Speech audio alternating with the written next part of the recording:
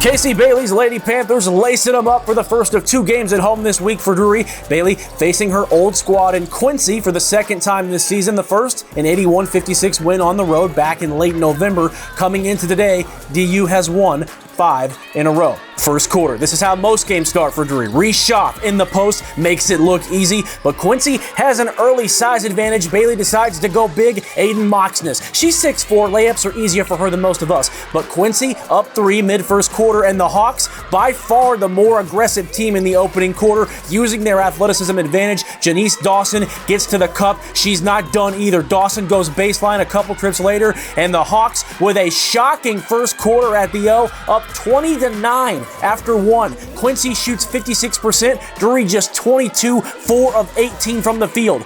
Woof. Hawks finally cooling down in the second quarter. Off the break, can Drury get something going? Modest Martin starts it. Daniels finds hit. Jumper falls. Lady Panthers chipping away. Lead down to 7. A couple possessions later, they go to Schaaf, and that's too deep. So tough to stop when she's in the low post like that. And 1. Schaaf cuts it down to 2. And the sophomore, the main orchestrator of Drury's comeback, she scores 13 of her 15 first half points in the second quarter as Quincy clinging to a 4-point lead at halftime, up 35-31. Mid-third quarter now, Drury shooting just 35%. That's 13% lower than their league-leading 48.7, but still within 3, and you can't let Drury hang around. Daniels dimes it to Sarah Mendel, and then Schaaf digging tunnels through the Hawks defense in the paint. She's up to 21 after this bucket and gives Drury a 1-point lead. First lead for DU since it was 2-0. Heading into the fourth, we are knotted at 48. Who wants it more in the final frame? Moxness down low, really the only area of the court they found success tonight. Lady Panthers go back to it and get rewarded, up 2.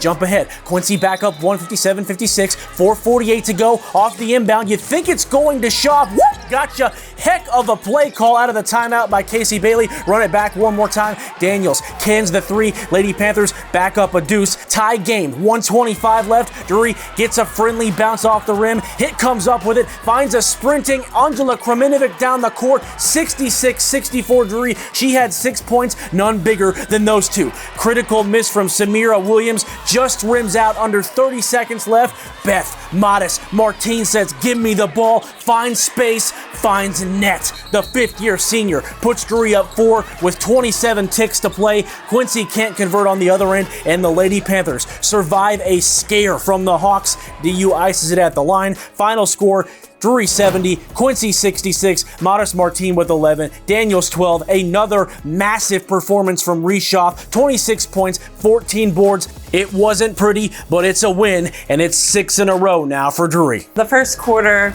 nothing was kind of falling for us. Nothing was really clicking. So Coach Knutson and Coach Bailey just kind of talked to me and was like, you got to flip a switch. So that's just kind of what happened. I think it's just, that Drury mentality. We've had setbacks in the past, like with Illinois Springfield. So just like knowing that growth to kind of push through and end games on a win. I think their number 1 was a little under the weather, and then obviously we got C, number 3, in some foul trouble. So we felt like we really had a mismatch at that point with Reese inside, with 10 guarding her. So obviously I thought she kind of put us on her back.